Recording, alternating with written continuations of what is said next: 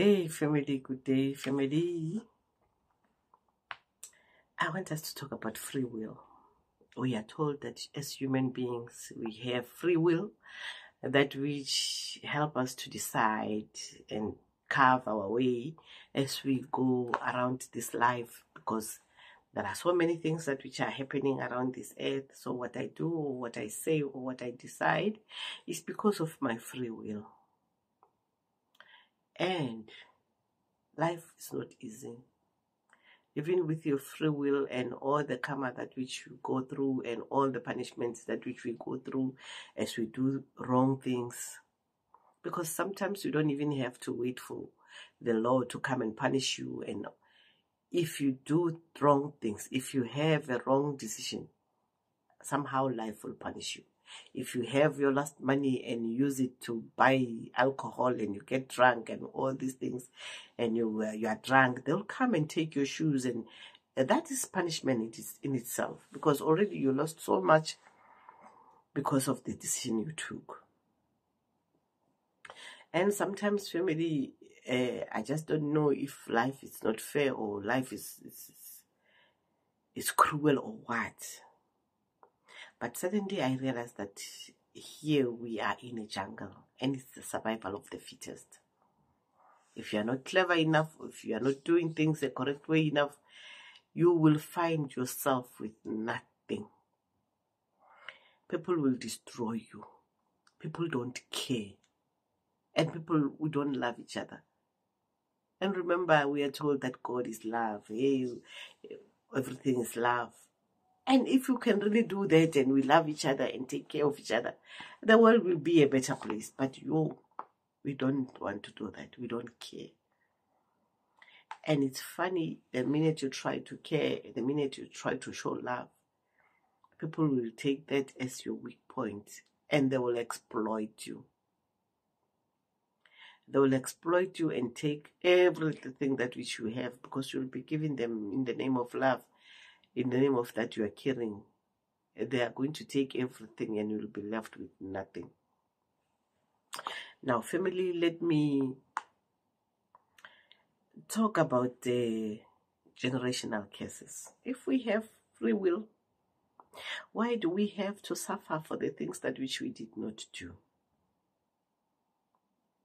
There are people are being cursed. Maybe your great-grandfather did something to somebody and they were cursed that until your 7th generation, they are going to suffer. And really, people are suffering because of that.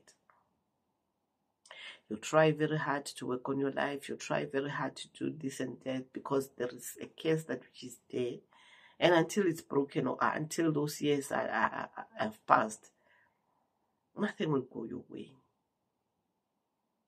So you must know, even when you are trying, that there are generational curses. And if you don't do anything about it, you will suffer. The next thing that which I want us to talk about, it's witchcraft. You have free will. It's correct. You are given this life. You plan your things. You work so hard. You do what is right. You do things according to the book. But nothing goes your way. Because there are people out there, witches and wizards, that which are busy with your life, fighting every given day. You try this, they destroy it, and then you accept, you move on, you try to move on. They keep on destroying your life. And it's funny, even if they can see that you are struggling, you are suffering, they won't let you be. The minute you fall, you are on your tummy, that's where they want you, and they will deal with you until you die. I don't know if they enjoy seeing people suffering or what, but that's not a good thing, family. That's not a good thing. Witchcraft is not good. Let's not make each other suffer like that. It's not good. Now, sometimes You can be born being a bright person. When you go to school, you don't struggle. You don't even, when you are to write a test, you don't even study. Things come naturally to you. And other children, as they are looking at you, they are envious. And they want, what is it that which you have? They'll go to their families because they know what is happening in their families, that this, I'm struggling, and this child knows these things better. They will do their things and you'll never be clever again. Your child will never be clever again. I remember at one school, there was this child who was very clever. Very clever. And it was not even an effort for the child to be clever. It was a girl. She was very clever. The school will, all the competitions, she'll go there and she'll win. And top marks, she's there. Everything, she's there. Until they did a SIM swap. I'll call it a SIM swap. Now the child is not even going to school. The child is roaming the street half mad. Because there was somebody out there who did what they did. And now the child can no longer be clever again. And if the family don't know where to get help, it means the life of that child is doomed. So where is that child's free will? She did nothing wrong. She was just doing what comes to her naturally. And it's funny, if you look at all the clever children in life, somehow they don't succeed. Because you can be clever, you can be number one in class, you can be the best achiever, and you find yourself working for that child who you were trying to help with homework. Now that child is your boss. Because they did what they did. Sometimes, I'm not saying everything is witchcraft. Sometimes those who are struggling, they work very hard. They do work very hard and achieve what, because they have the passion and all the commitment, because they know that they have to struggle to go where they want to go.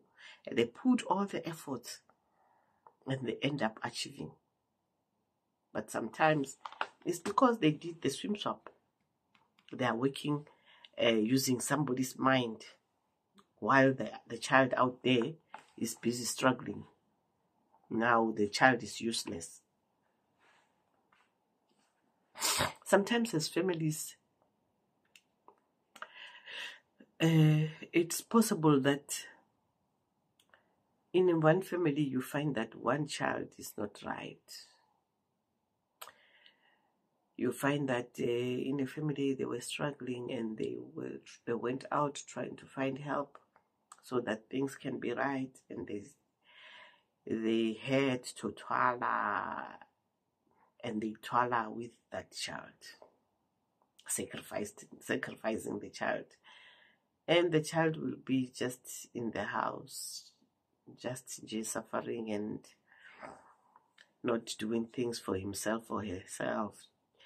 The mind is not working right, and the family is doing good. They have all the things they want. Why do we go to work? We go to work so that our children's lives can be better. Why then destroy one child because of that? If you're suffering, you are suffering. Don't make your problem somebody else's problems, please, family. Because as a human being, if I have a problem right now and I have to solve my problem by inflicting pain on the next person, how is the problem solved? Every day when I see the person, every day, how does my conscience say? Remember, there is karma.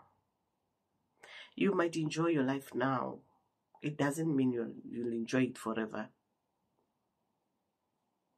So don't use your children, don't use your family members, don't use anyone to make yourself succeed in life. It's not a good thing.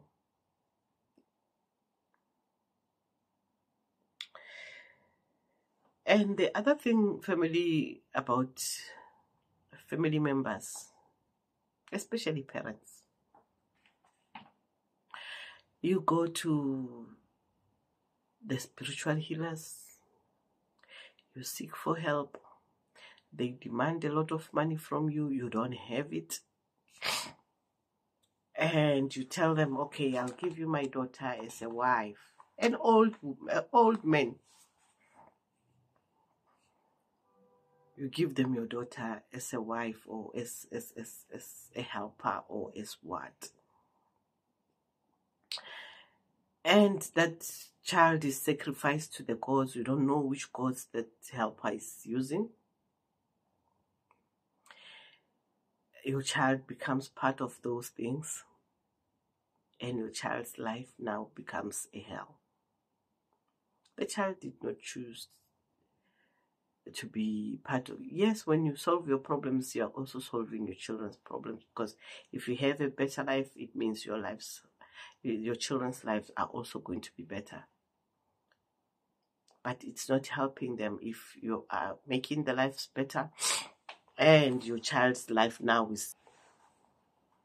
Now, the other thing that which I need to talk about, you see, sometimes when we are in a workplace, those who are junior, they envy those who are in the senior positions. And it's funny, you go to the spiritual healer so that they can do things to those who are in the senior position. Either they die or they leave work to vacate the position so that you can come in. And it's not guaranteed that if the person leaves, you will be able to occupy that position. There was this story that which I need to share. This happened. A person was junior and wanted to be in the senior position, went to do what she did. She was a female. Let me give her a name, because I don't want to say people's names. I'll give her name and say Angel. Angel went to the Sangomas, asked them to make sure that that person leaves workplace. And it's true, that person left. And as the position was vacant, it was advertised, people applied. Angel also applied. But Angel was not promoted. And Angel was very angry. Because of the anger, she started saying things that which made people aware that she did what she did. Because she would say, how can I make sure that A leave work and now somebody is being employed and I'm supposed to be there? And people said, oh, so you're the one who made sure that the person left so that you can come and occupy that position. And she did not care. She kept on talking. That even that one, you see, the person will go. And really the person went. But this time the person died. And people were afraid of Angel because they knew what she was capable of. And eventually the Angel got the position. But people knew her, what she's capable of and what the things that which she can do. If you really have the powers, and if you really want that position, if maybe, let me take a school as an example. If you are a teacher and you want to be a principal, and you are busy bewitching people so that they can leave, so that you be the principal.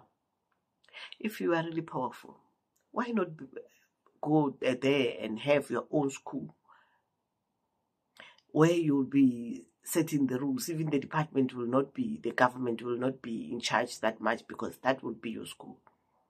So as a principal, and you'll still be working under somebody, and you're still going to bewitch that person, because there's no way you're going to be satisfied.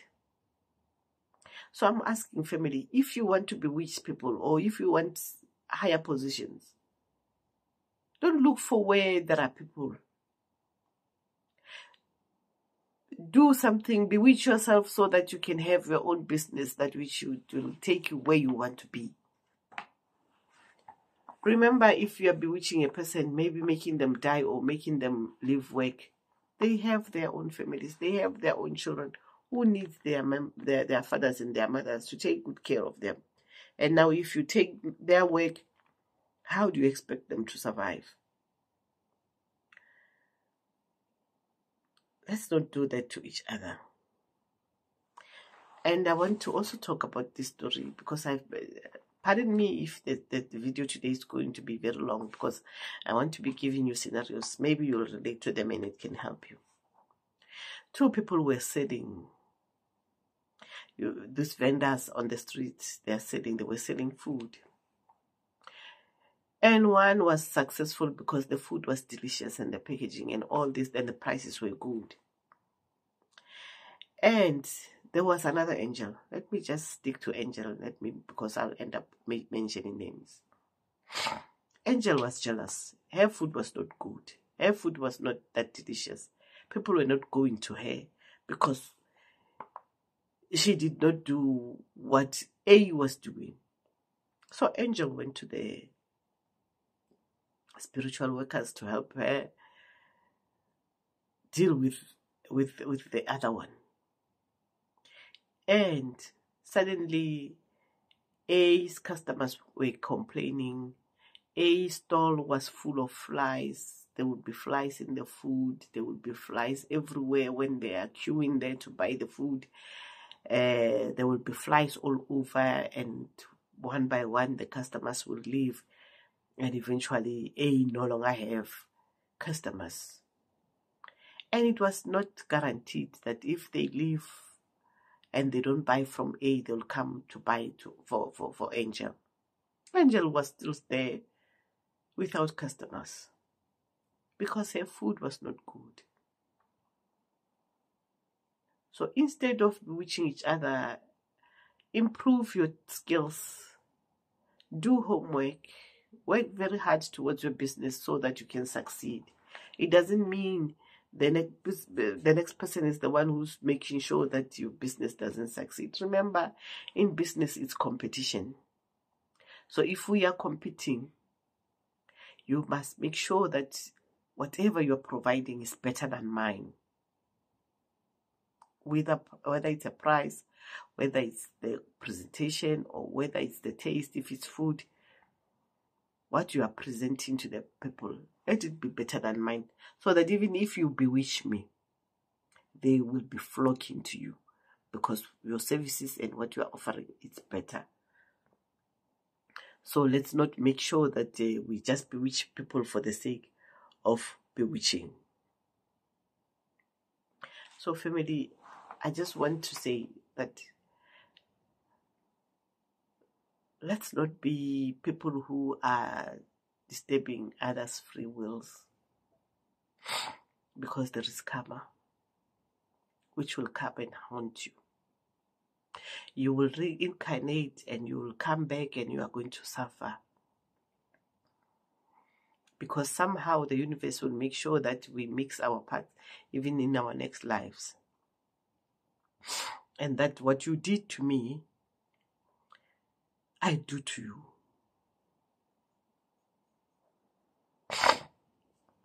So let's allow the free will to our children, to our family members, to our community members.